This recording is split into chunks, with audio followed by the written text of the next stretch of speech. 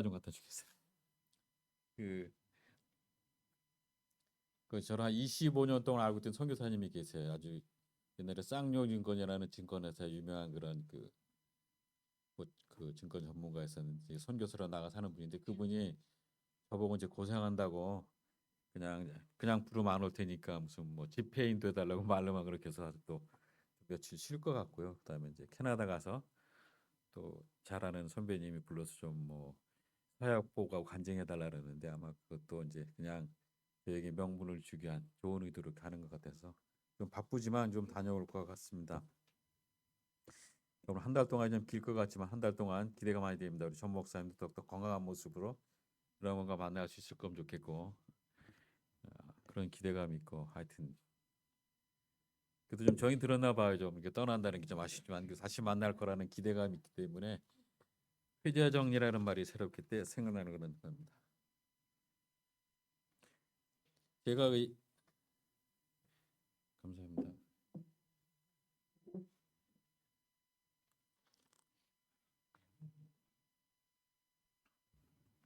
제가 사실 그 선교지에서 마이크 하나가 좀 왔다 갔다 하다가 지금 이렇게 쓰니 마이크에 익숙하지 않아서 이번에 집사한테 이렇게 자문을 구했는데 잘 안 되는 것 같은 목소리가 들렸다 안 들렸다 그래도 그냥 이해하시면 좋겠습니다.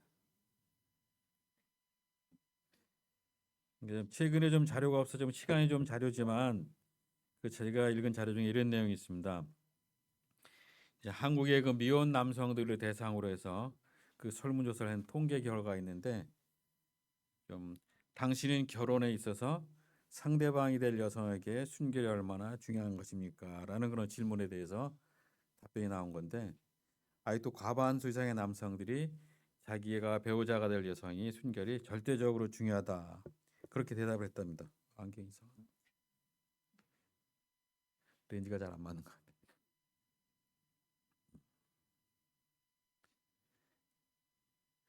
저희 때는 거의 100%였어요. 만약 그런 것들이 결격 사유가 되면 파혼 사유도 됐을 정도로. 근데 지금은 그런 얘기하면 코미디 한다 그럴 것 같아요. 사회가 많이 변한 것 같아요. 반면에 또 남성 자신이 성적인 순결을 자기는 얼마나 중요한 것인가라는 질문에 대해서는 그 남성들은 한 20% 정도만이 중요하다고 대답을 했답니다. 그러니까 실제로 순결을 지켰는가 하는 그 질문에 있어서는 긍정적인 대답은 10% 정도였답니다. 이 자료가 아마 좀 시간이 지난 자료이기 때문에 지금은 많이 바뀌었을 것 같고 이 설문 자체가 의미가 없는 설문일 수도 있는 내용일지도 모르겠습니다. 하여튼 그러나 제가 참고로 말씀드리고 우리는 이 간단한 설문조사를 통해서도 우리 한국 사회 사람들이 얼마나 마음속에 뿌리 박혀 있는 그런 성인식과 어떤 그런 남존여비 사상을 볼 수가 있을 것 같아요. 남존여비 사상이 뭔지 아세요? 쪼크로 좀 말해볼까요? 썰렁할 수 있을 것 같은데 남자가 존재하는 한 여자는 비참하다 이런 조크가 있답니다.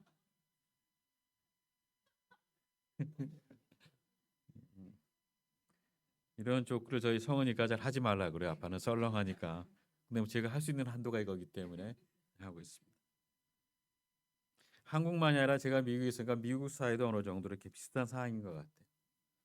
미국뿐만 아니라 하여튼 구라파 사회들이 다 성 개방이 되어 있는 것이 오래된 나라가 오래된 지역이 아닙니까? 이제 그럼에도 불구하고 성적 개방을 적용하지 않는 외적인 성역이 하나 있는데 그것은 바로 정치계라는 것입니다. 이상한 사실입니다만 정치 지도자를 뽑을 때만큼은 도덕적인 면, 즉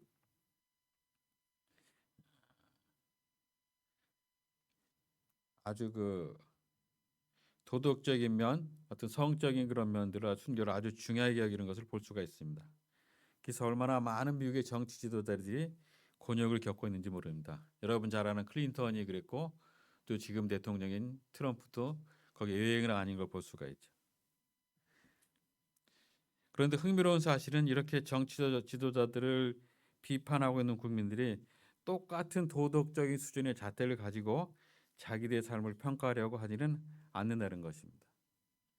그들이 정치적인 지도자들에게는 도덕적인 순결을 요구하면서도 자신의 삶에 있어서는 그와 같은 순결을 전혀 중요시하지 않고 있다는 것입니다. 이 말을 좀 원색적으로 이렇게 바꿔 말하면 이런 얘기 같아요. 제가 좀 표현이 거칠지만 선교지 버전으로 말하겠습니다. 나는 개판이어도 너는 개판이 돼서는 안 된다. 뭐 지금은 다 개판인 것 같아요. 좀 강단의 언어로 좀 죄송합니다. 이렇게 좀 순화되지 못해서. 여기서 우리는 인간의 이중성을 볼 수가 있는 것 같습니다. 그러나 저는 이것을 단순한 인간의 이중성이라고 부르고 싶지 않습니다.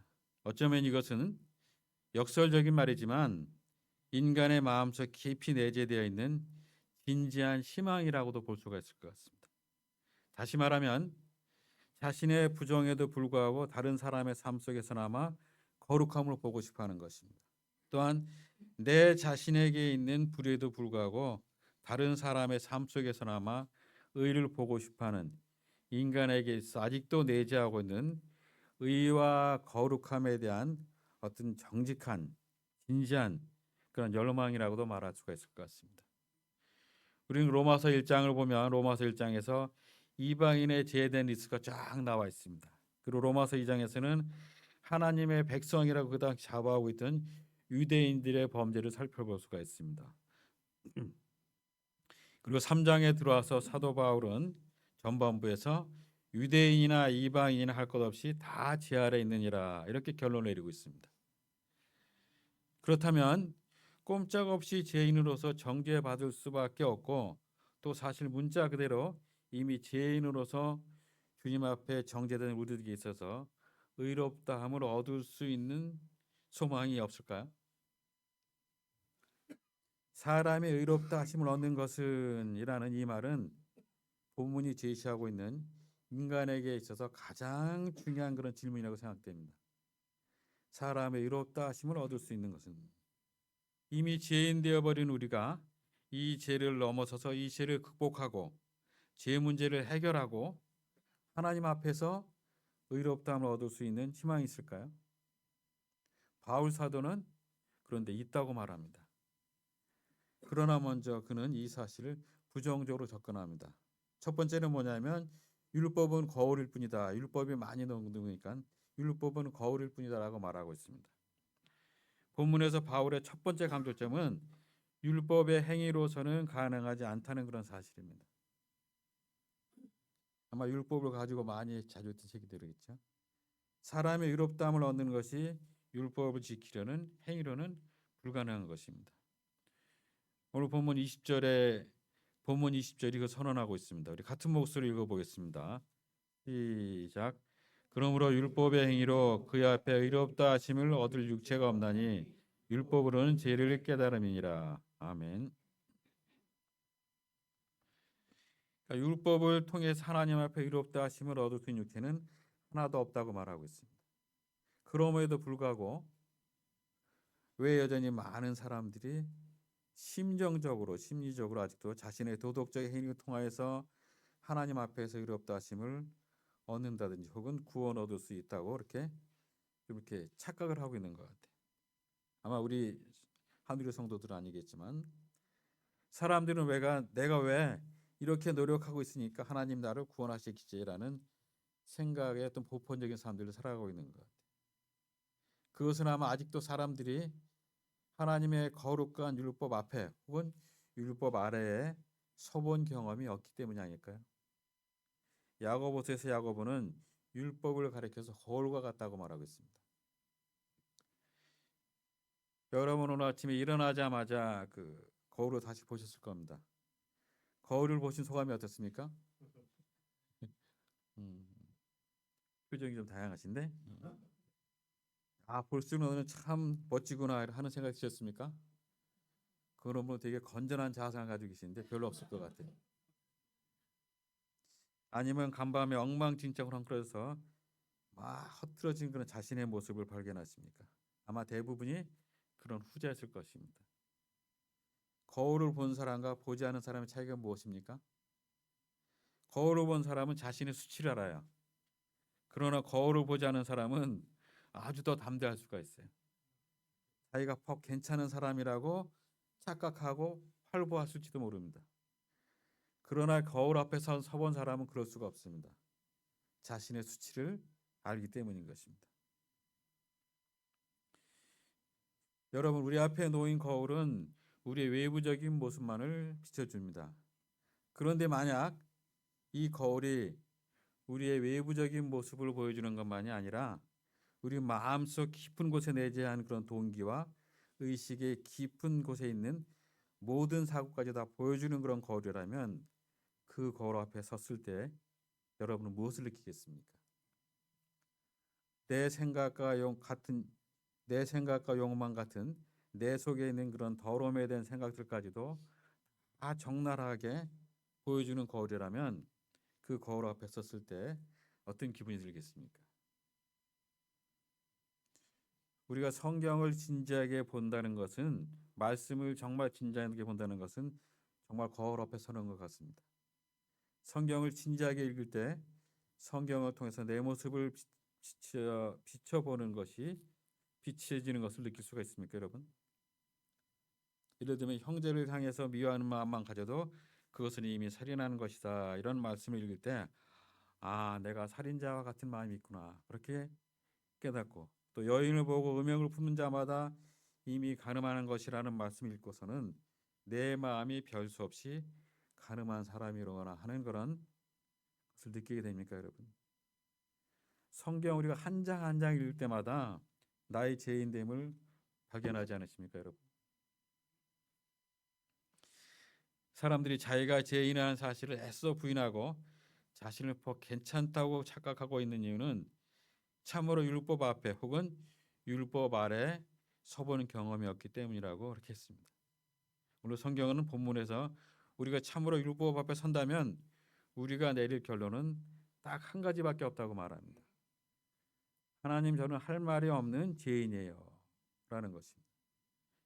우리 19절 말씀 한번 같이 보겠습니다. 19절 시작. 우리가 알거니와 무릇 율법이 말하는 바는 율법 아래 있는 자들에게 말하는 것이니 이는 모든 입을 막고 온 세상으로 하나님의 심판 아래 있게 하려 함이니라. 율법 아래 참으로 서본 사람에게 성경은 이렇게 말합니다. 율법 아래 있는 사람들은 그들의 입이 다 닫혀질 것이라는 것입니다.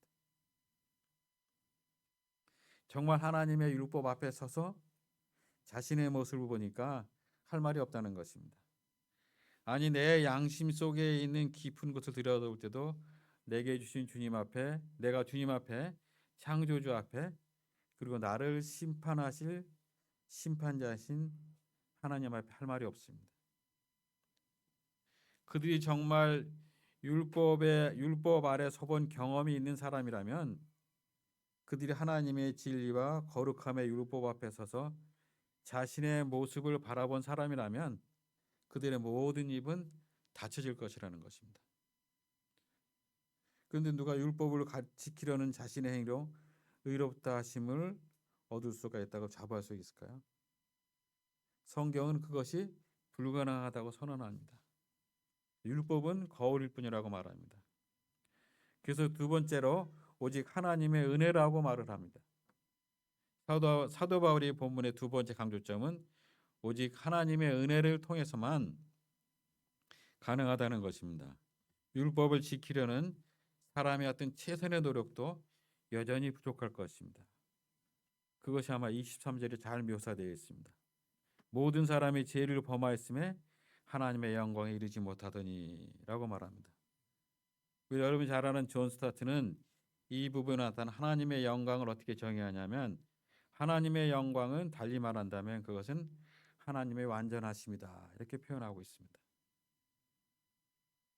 여러분, 완전하신 하나님 한번 서보십시오. 그분은 완전하십니다.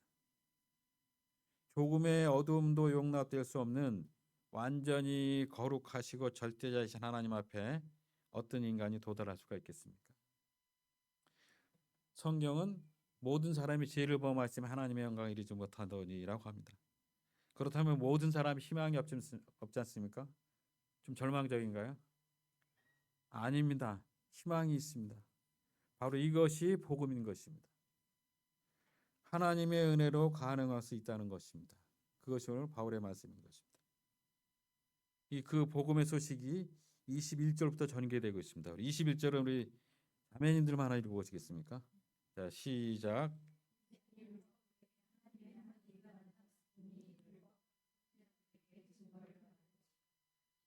우리말 성경 보면 이제는이라고 시작되는데 그 원문 성경이나 성경 보면 이 부분이 그러나 이제는 이렇게 표현하고 있습니다. 앞에 말과 좀 대조를 이루기 위해서죠. 그 전 구절에서는 율법의 행위로 의롭다 하심을 얻을 육체는 하나도 없다고 그렇게 말씀하셨습니다. 그리고 나서 그러나 이제는 but now라는 그런 말을 덧붙인 것입니다. 즉 율법 외에 율법을 지켜서 의롭다함을 얻을 수가 없는 인간들에게 율법이라는 방법이 아닌 다른 방법으로 제사함을 받고 하나님 앞에 의롭다함을 얻을 수가 있는 그런 놀라운 길이 열렸다는 그런 말씀입니다. 이것이 바로 복음인 것입니다. 이 복음이 무엇입니까? 22절에 보면 이번 우리 남성분들이 한번 읽어보겠습니다. 22절 시작.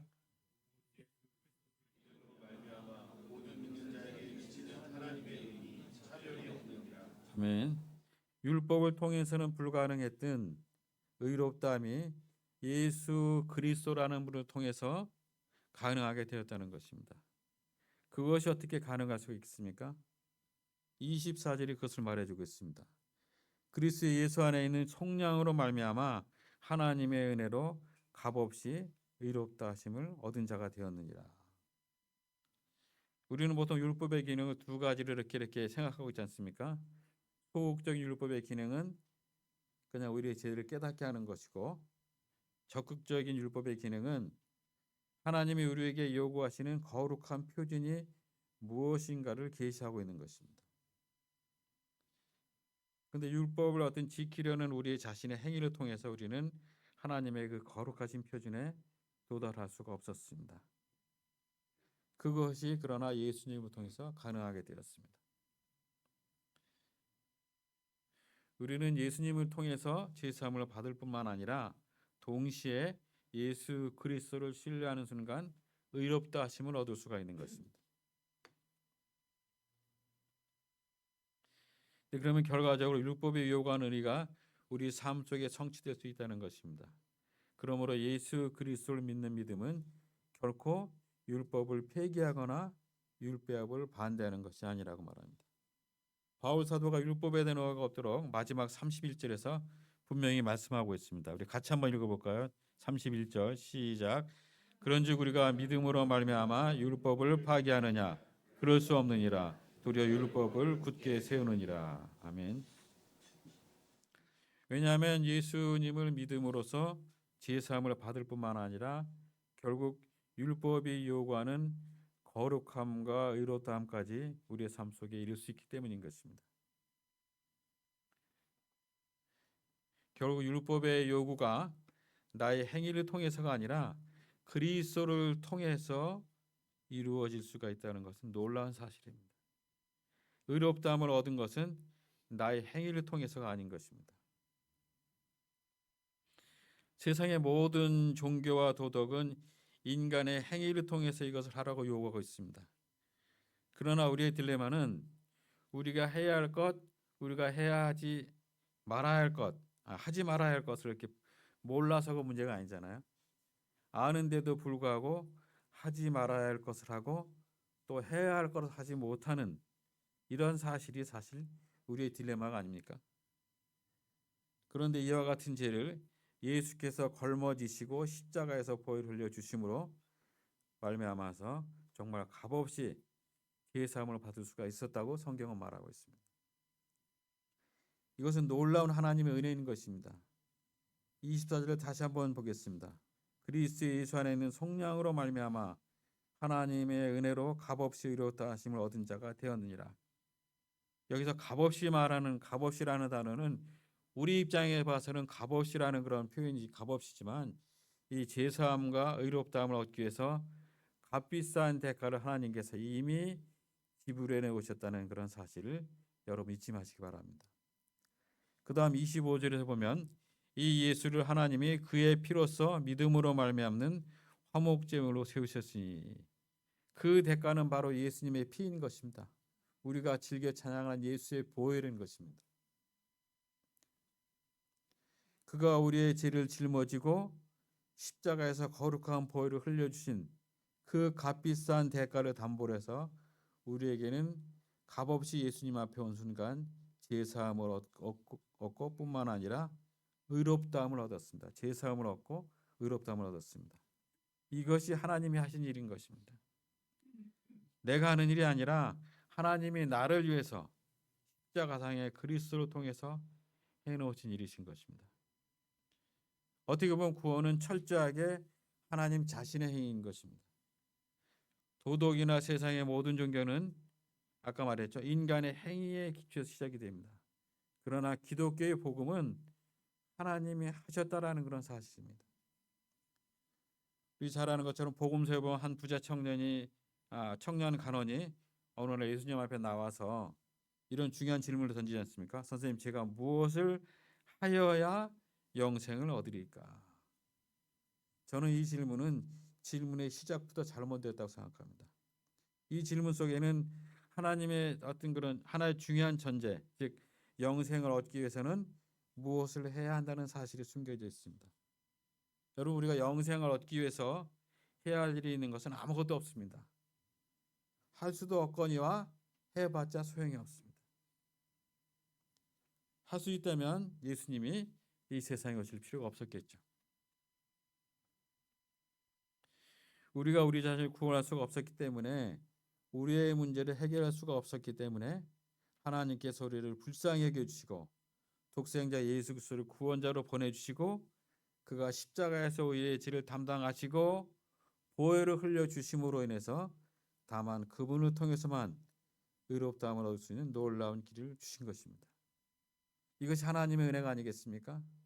이것이 하나님의 놀라운 자비하심이 아니겠습니까? 어떤 설교자는 이렇게 말을 합니다.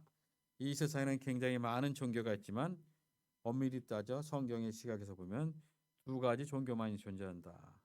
한 종교는 기독교를 제외한 대부분의 종교이며 그 종교의 모토가 있다면 하라, 두라는 것입니다. 그러나 오직 기독교의 복음은 하라고 외치는 것이 아니라 이미 이루었다, 더하니라는 것입니다.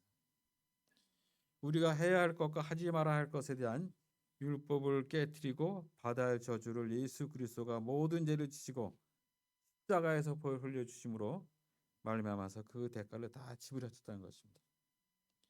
십자가의 죽으심의 마지막 절정에 그는 하늘에 계신 하나님 아버지를 향해서 외치십니다. 그의 마지막 보혈이 갈보리 언덕에 떨어지는 그 순간 그는 이렇게 외쳤습니다.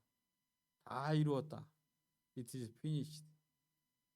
이제 그리스도를 통해서 제사함과 용서함, 구원이 값없이 선물로 주어졌다. 정말로 놀라운 그런 복음입니다. 하나님의 은혜인 것입니다. 이 하나님의 은혜를 통해서 값없이 우리가 의롭다 하심을 얻을 수 있다는 사실이 우리를 막 흥분시키지 않습니까? 오늘 본문에서 복음은 율법으로 불가능했던 의롭다 함이 오직 하나님의 은혜로 가능할 수 있었다고 우리에 증거하고 있습니다.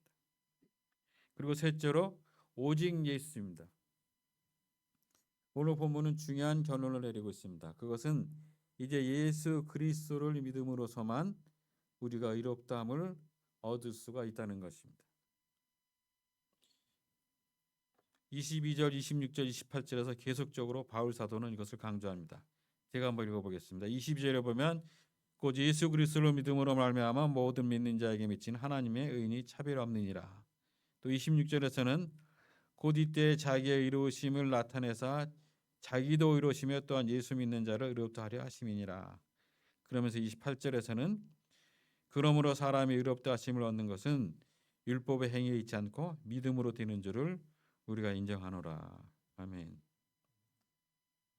여러분, 로마 카톨릭이 요구하는 모든 수행을 통해서 마음속에 참 평안을 얻을 수가 없었던 마틴 루터는 1장을 읽고 깨어지고 그리고 2장, 3장을 읽다가 3장 28절에서 도착해서 하나님의 뜻을 알았습니다.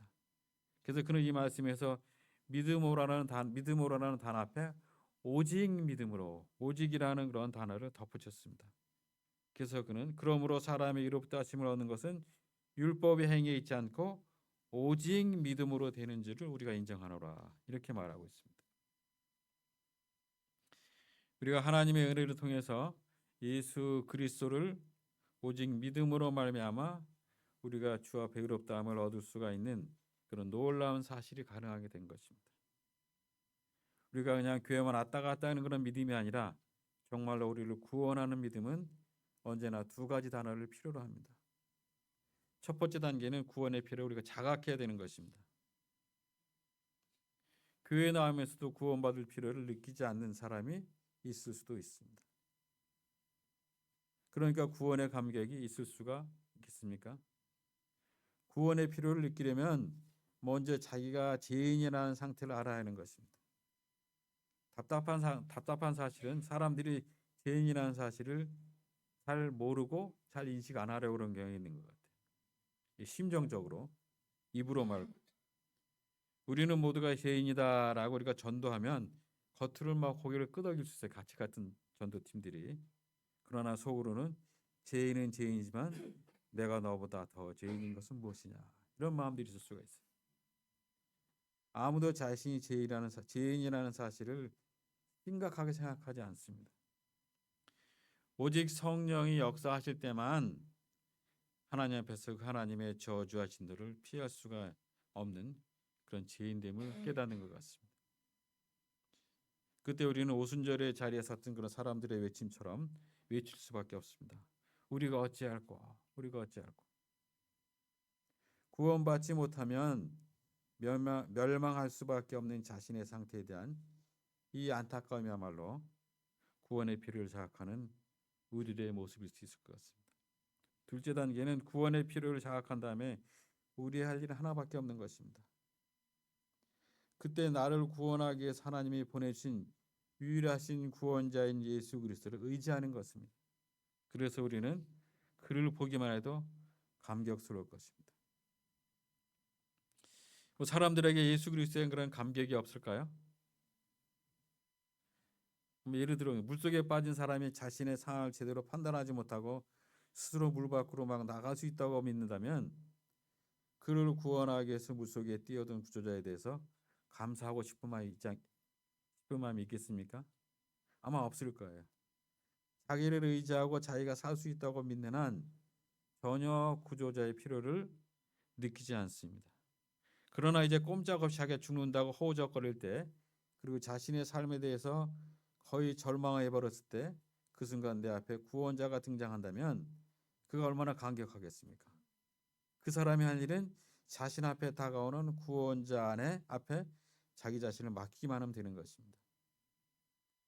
여러분 소방대나 이런 구조자들이 하는 말을 들어보면 제일 견디기 힘든 사람은 구조하려고 왔는데도 자기가 혼자 살려고 발버둥 치는 사람이라고 합니다.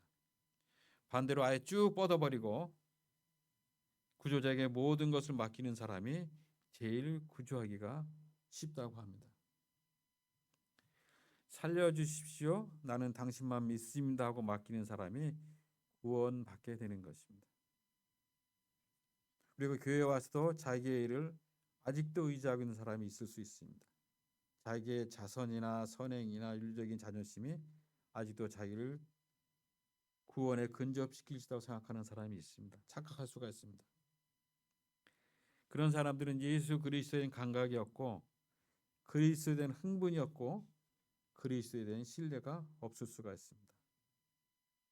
내 어떤 최선의 노력도 나를 구원하기에는 절대적으로 절망적이라는 사실을 깨달았을 때 비로소 하나님이 보내주신 유일하신 구세주 예수 그리스도를 향해서 주님만 믿습니다 고백할 수가 있는 것입니다.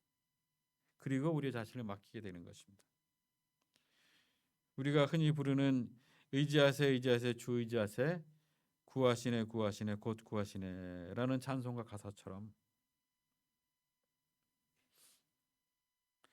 내 속에 있는 절망과 내 속에 있는 불가능을 아시고 하나님이 보내주신 그 예수 그리스도만을 참으로 의지하며 그분이 나를 살리시고 새롭게 하시는 이 감격과 의롭다함을 얻으시는 이 놀라운 사실을 여러분이 받으시고 여러분의 것으로 만드시는 여러분 각자가 되시기를 간절히 축원합니다.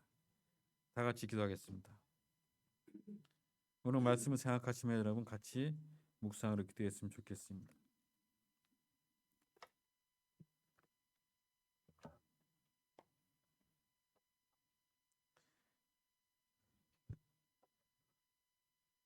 사람이 의롭다함을 얻는 것이 율법을 지키려는 행위로는 불가능하다고 말씀하시며 오직 하나님의 은혜를 통해서만 가능하다고 말씀으로 격려하신 하나님, 우리 일상의 삶 속에서 말씀을 통해 내 모습을 점검하며 살아가게 해 주시옵소서. 하나님의 진리와 거룩함의 율법 앞에 서서 우리 자신의 모습을 바라보게 해 주시옵소서. 구원의 감격을 날마다 느끼면서 죄인 되어 죽을 수밖에 없어 나를 구원하신 예수 그리스도를 날마다 의지하는 그런 삶을 살아가게 해 주시옵소서. 우리의 소망이 되신 예수 그리스도 이름으로 기도하였습니다. 아멘.